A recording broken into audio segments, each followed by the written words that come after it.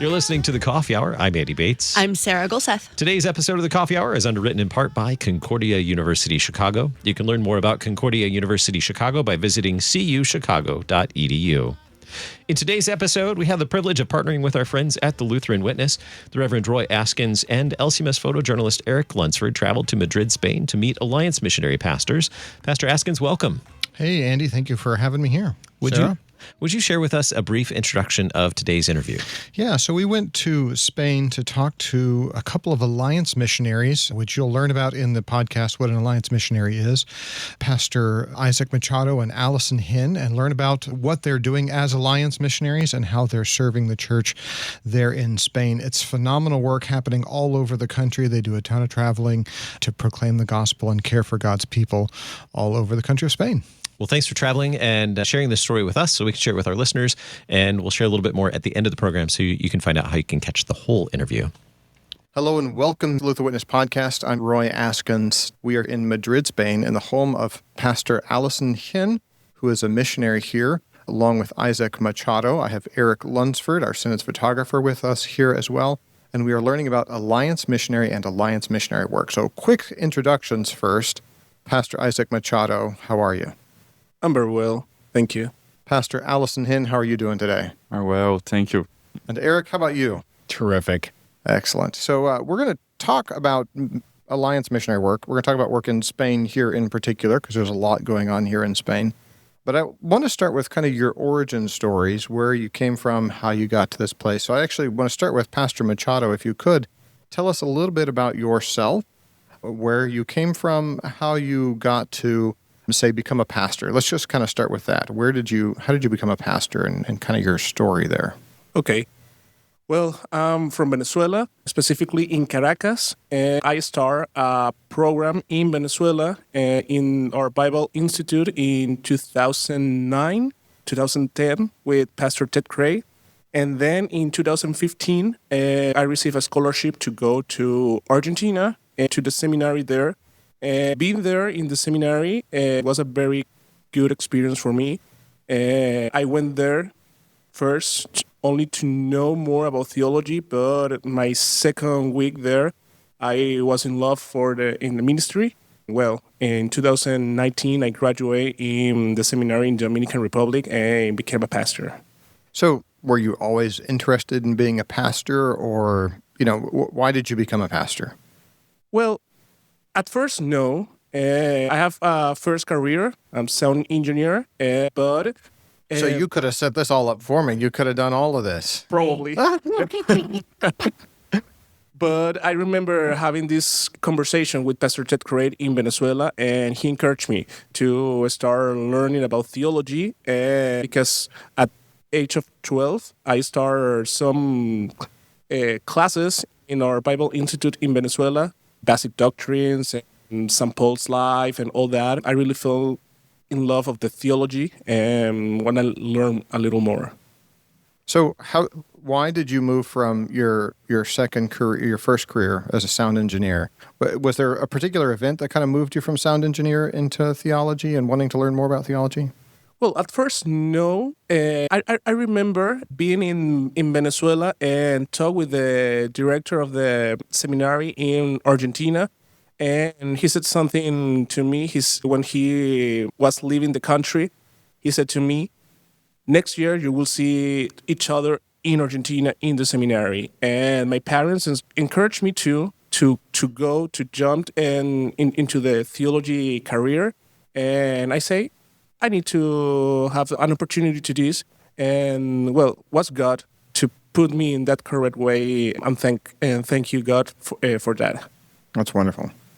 Pastor Henn, how about yourself? You are also a pastor. Where are you from? Kind of give us your story. How did you become a pastor?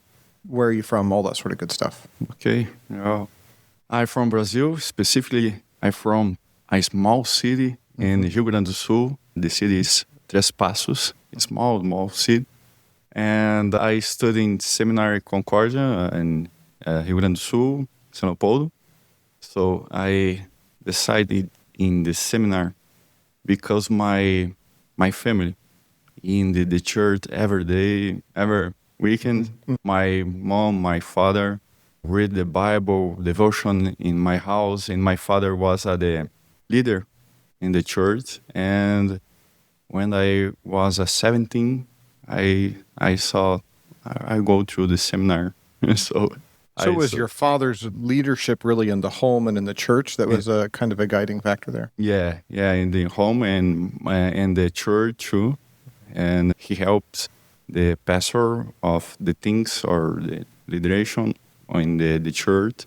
So I decide I will go to the seminar, study more for the Bible and talking of God for other people. And so, yeah. Tell me, I mean, this is a regular thing we talk about with as many people as we can. I have 7 children, so devotions in the home is a regular thing, very important. Tell me a little bit about what your father did with devotions in the home, how he led your family, as kind of an example for some of our listeners of what faithful devotional life might look like. Nice. For example, before the breakfast, lunch, and dinner, my father pray. And in Brazil, there is a devotion, and the name is 5 Minutos com Jesus. Mm-hmm. That's 5 minutes with Jesus, right? Yes. I'm not totally bad at Spanish. Yeah. It's Portuguese. Oh, it's Portuguese. Yeah, so I even know more Portuguese than I thought I did. Very good, yeah. Yes, 5 minutes of Jesus. And every day, my father and my mom read this and with us. And yeah, this is in the day. Yeah, was the devotion, and of course, the worship. Every weekends go to the worship together, and my father and he worked. He talks about the God of the other peoples, and so I appreciate this. So. This is wonderful. One of the things I've often said that learning to talk with other people about what you believe starts with learning to talk to your family about what you believe. I think that's kind of what you're saying here is, that all goes together. So you went to seminary. After seminary, you became a pastor and you served in Brazil. Where did you serve in Brazil? I served in Caxias do Sul, Rio Grande do Sul. Mm-hmm. Was a big church. I served with my coworker in Caxias do Sul, and I served 8 years here. Mm-hmm. And so it was a beautiful church, beautiful people, a lot of work, but God said we can move it. Yes. Move it for our mission. Large congregation? Correct? Yes, large congregation, yeah. Yeah, how many, say, to give context for people in the U.S., how many people would be a large congregation in Brazil? So in Brazil, in Caxias do Sul specifically, I was in the congregation was 1,000 people, and so it's a large congregation. Mm-hmm. I served with 4 congregations, and so yes, this is a large congregation in Brazil. Yeah. And you're also married and have a child too, right? Yeah. Where did you meet your wife? My wife, I met my wife in my practical theology in Goiânia, mm-hmm. Goiás. So I'm married with her, and we have a child, Lauren. She is 6 years. That's wonderful. Yeah. And they're with you. We'll talk more about this, but they're here with you in Spain. So, Pastor Machado, did you serve as a pastor in Venezuela at all before coming to Spain? Well, only I served in Venezuela for 1 month. I get ordained in September 8, 2019. And October 8, I was flying to come here to Spain.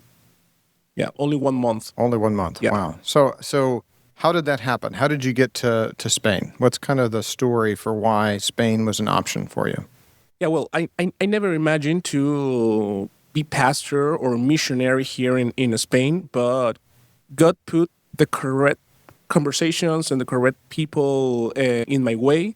And I remember once in my last year in the seminary, talking with a pastor, talking about my family. I have 2 sisters, and one is living here in Spain, and the other was planning to come here to Spain to have a master degree. And well, this pastor said to me, well, next week, the Bishop of Spain is coming to Dominican Republic. I want you have a conversation with him. And we start having a conversation, a nice and beautiful conversation. And I remember at the end of this conversation, the bishop said to me, we want you in Spain. What can we do to have that happen? And I say, well, you need to talk with my congregation. You need to talk with the people that you need to talk. And well, if I receive the call, I will pray, and then I will accept. And yeah, I remember in August 2019, I received the invitation to serve as a alliance missionary here in Spain.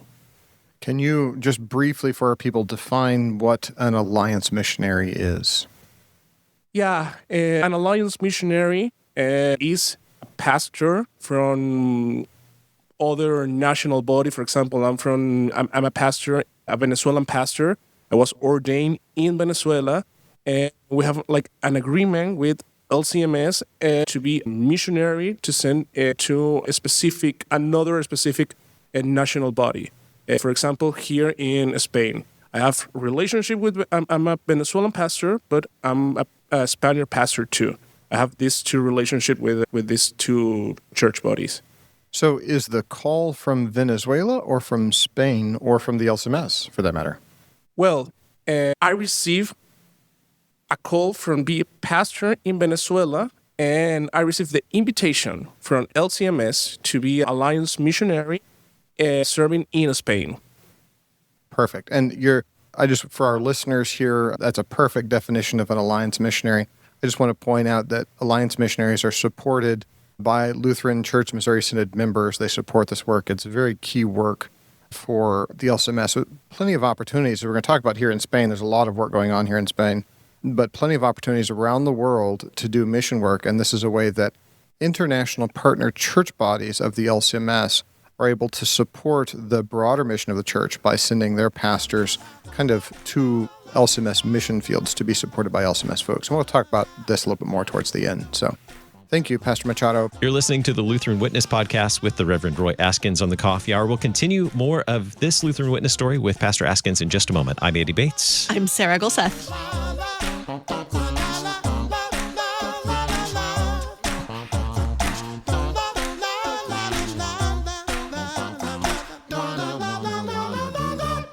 I'm Dr. Russell Dawn, president of Concordia University Chicago. I'm thrilled to announce the Prepared to Serve Church Professional Guarantee. Any new student in one of CUC's 6 church work programs will pay no more than $5,000 in annual tuition and required fees guaranteed. Prepared to Serve is a donor-funded initiative. Support future church work students by becoming a funding partner at cuchicago.edu/prepared to serve. Concordia University Chicago. With Christ at the center, we stand tall for the church.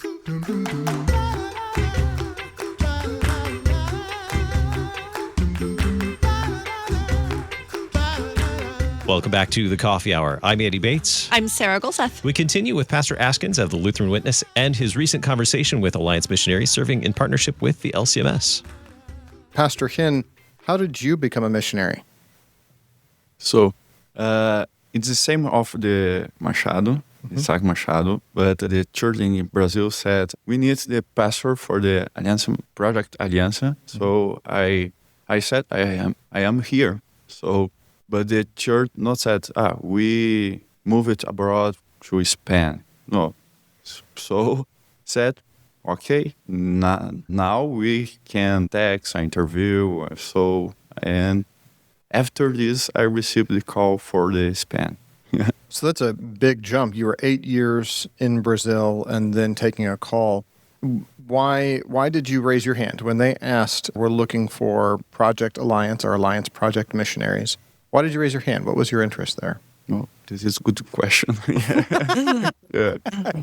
So in Brazil, I was good work in the church. So, but I will the new mission. I knew talk with God for other people, and I decided participate in this project. But it's a good question. I don't know. Yeah, I don't know. Yeah. Right. So there's a lot of work going on here in Spain. We've had the opportunity to travel with you. This is Palm Sunday weekend that we're recording this. And we traveled to 3 different congregations, one in Barcelona, one here in Madrid, and one in Toledo. But this is just a small tip of the iceberg of all the work that's going on here in Spain. Pastor Machado, you've been here 6 years now, correct? Yeah. Kind of give us the broad scope of the work here and with the... help me get this name right. The Lutheran Church of Spain. What's the title of the church body here? Well, in Spanish is Iglesia Evangélica Luterana Española, Evangelical Lutheran Church in Spain, IELE. Okay. Give us kind of the full context of the work here. What's happening here in Spain? Well, here in Spain, we are a small church. We are like close at 120 people, but it's spread across the country. This is a big country. In total, we have probably 12 points across the country. And right now we are only 4 pastors, 2 full-time pastors, and the others they need to work in the free time they serve as a pastors. For example, Pastor Henn and I, we are in charge of 6 points, including Madrid, that is like the biggest one and the strong congregation that we have here. Mm-hmm. So you're both in charge of 6 points, or between the two of you, you have 6 points total? Well, between the two, we split this 6 point. For example, Madrid and Toledo, they are close, and we live here in Madrid. We're in charge, both were in charge of this point. And before Pastor Henn arrived here, I was in charge of Galicia, Seville, Logroño, and Barcelona too. And now we split that. Galicia and Seville is now, Pastor Henn is in charge of those points, and me to Logroño and Barcelona. Well, we are receiving a lot of emails from people that other places that we don't have a church. For example, in the island, in Canary Island, we are receiving a lot of people that wants to become a Lutheran, and that's a new challenge. Because we need to take a flight to go there. Yeah, it's will be a little complicated, but if we have more help, that will be a good point too. So you spend a lot of time on trains, is what I'm hearing. Yes, a lot of. We definitely saw that in the travels here, Toledo, Barcelona, just a lot of time on trains. When you talk about caring for a congregation, describe what that means. What does it mean to care for a congregation here in Spain? Provide for a congregation, to serve a congregation as a pastor. What does that mean you do? Well, normally it's take care of the people, talk with them, be for them, talk about the gospel and God, bring the sacraments. Yeah, that's part of the care that we have with the people, even though, for example, we have some small congregations, only probably one big family of 6 or 7 people. That's important because there are saints of the church, and we need to be there with them, talk with them, hear their confessions too, and forgive their sins. And yeah, that's part of what we are doing here in Spain. So what you're saying is that you do everything a normal LCMS missionary does. Exactly.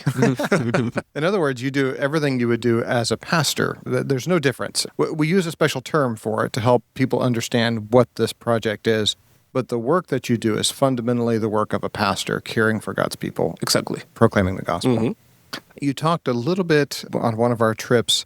When you visit these congregations, typically you try to go a couple of days early, right? Yeah, and that's to facilitate this opportunity for conversation, correct? Yeah, exactly. I always say to the people, I'm here, for example, if our divine service is on Saturday, I try to travel on Thursday and say to the people, I'm here, I can talk with you, we can take a coffee, or I can go to your place, I can hear your confession, I can encourage you. And yeah, we receive a lot of people like that you not only do Sunday or divine service and then you take the train and go again to your house. No. They like that you are close to the people, and you can talk with them, and you can sit and drink a coffee and have a nice conversation like we are having here in this moment.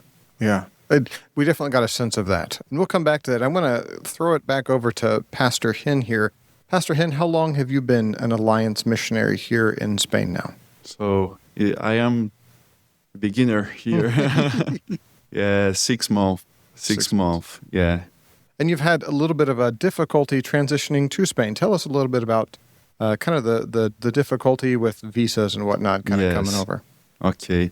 So I am my visa for missionary, but the consulate in Brazil said my wife, my daughter don't need visa, don't move it abroad with me because my visa is of missionary visa.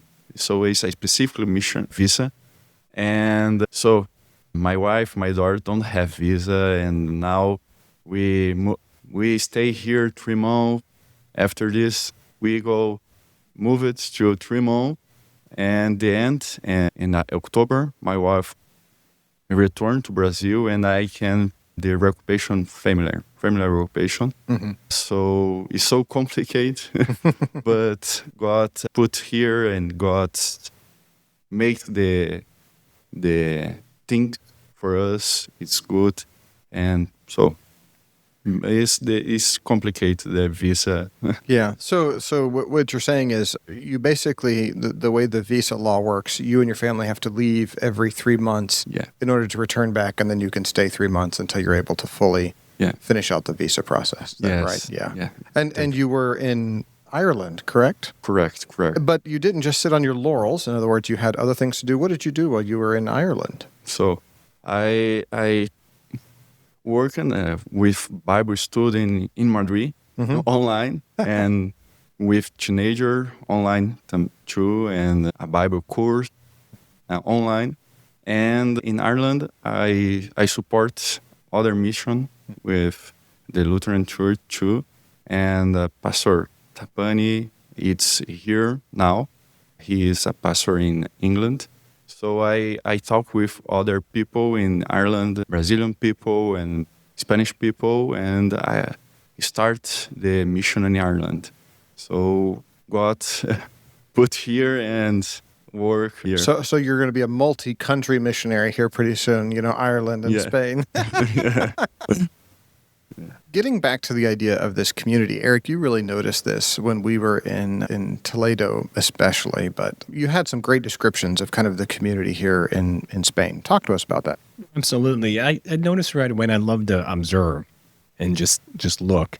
And I love this family connection, right? You guys came in, there's one of the congregation members grilling in the back, right in the backyard.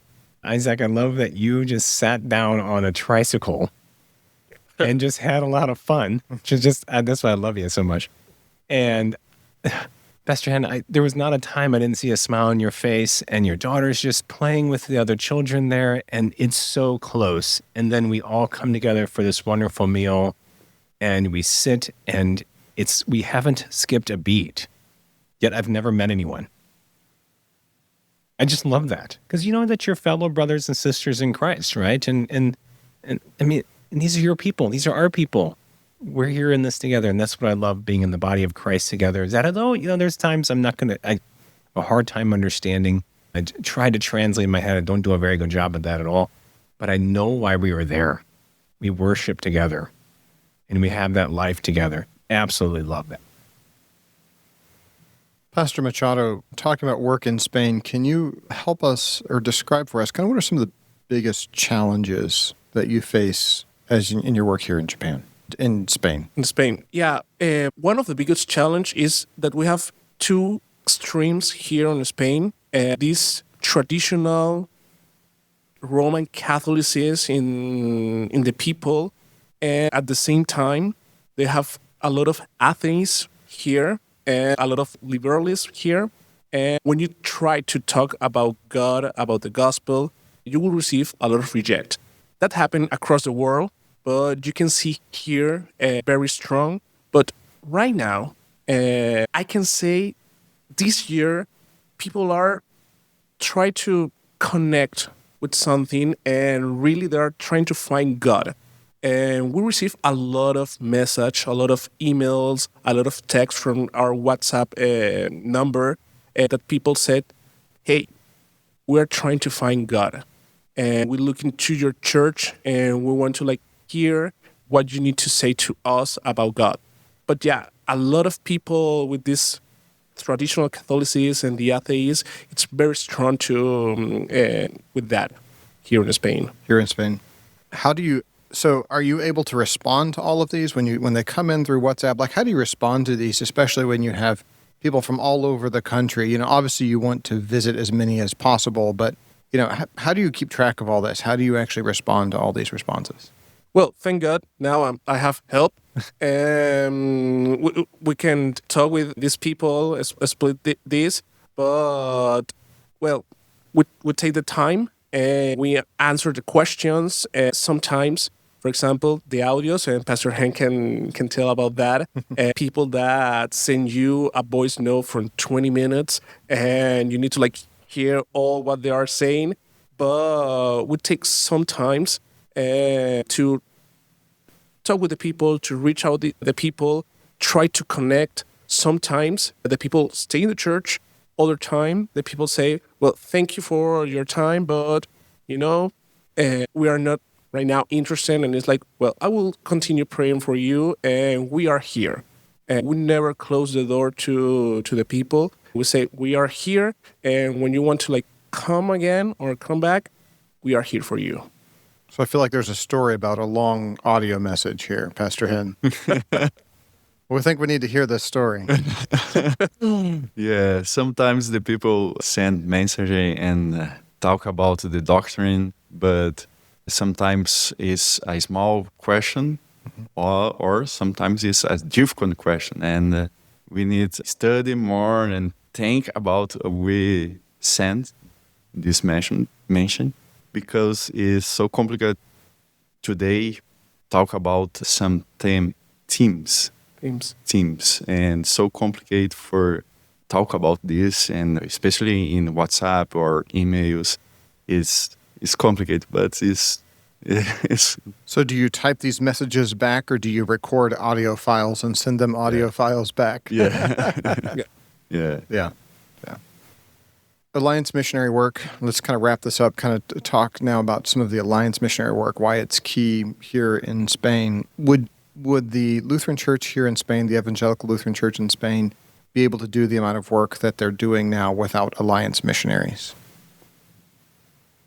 Well, the Alliance missionary, it's one part of the work that the church in Spain is doing. We have two amazing national pastors, our Bishop Felipe Lobo and Pastor Antonio Suarez. They work a lot, but they always said that thank to LCMS to send Alliance missionary to try to reach the people that they cannot do it because of time. And yeah, this is very important to Spain, to this country that have full-time pastors, have Alliance missionary, have missionaries that try to work and spread the gospel across the country. Is there anything either of you would like to say to the folks of the LCMS or back in the United States who are supporting this work, or an encouragement to them to consider supporting Alliance missionary work?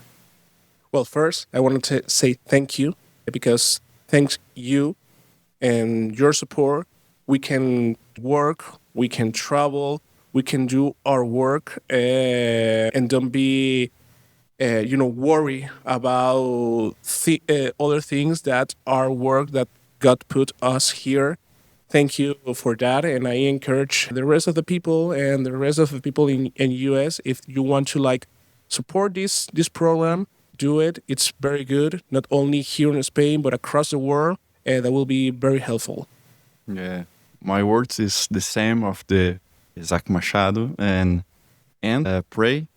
Can I pray with the church in Madrid and Toledo, in Barcelona, in Spain, in general, and other churches can pray too. Yeah. Eric, did you have anything you wanted to say to wrap up this wonderful trip we've had here in Spain, seeing this wonderful work of the gospel being proclaimed here? Oh, it's just a wonderful sight to see both you and course, Pastor Henn, we've meeting for the first time, but I just absolutely love spending time with you, Pastor Machado. Just a joy to see you again after meeting you first in the seminary all these years ago. I feel like we haven't skipped a beat just coming back, and so it's always good. One thing I love about both of you is that, as I mentioned, whenever I see you both have such a bright smile on your face. For despite all this travel, all this work, you're constantly going. You are so approachable, so generous with your time, and always a delightful smile on your face. I love that you are here for the body of Christ here. And so we'll continue to pray for you because you guys two are just absolutely loved by our Lord. And I'm so thankful for both of you. Once again, I also want to thank you two also for taking this time out to caring for U.S. visitors. People don't realize this. When you visit a mission field, and it's actually quite a lot of work for the missionaries on the field. And so I want a huge thank you to both of you for taking time out on a somewhat busy weekend. Yeah. to care for us and give us the opportunity to see this work here and be able to share this story with folks back home. We're thankful for the partnership of Pastor Askins and Eric Lunsford of the Lutheran Witness. You can find this and other stories from the Lutheran Witness on the Lutheran Witness Podcast on kfuo.org or witness.lcms.org. Pastor Askins, thanks for sharing this story with us today. Any other words that you want to share as we wrap up this conversation? Two last things. Make sure you pay attention to Engage as well. There'll be a full article coming out in Engage with wonderful photography from Eric Lunsford. That's engage.lcms.org. And then also a huge thank you to all of you who are supporting Alliance Missionaries. They are supported entirely through donations of the Lutheran Church Missouri Synod or to the Lutheran Church Missouri Synod. So if you're interested in supporting them, reach out to Mission Advancement, and we'll have a link in the description on that as well. So, you've been listening to The Coffee Hour. I'm Andy Bates. I'm Sarah Golseth.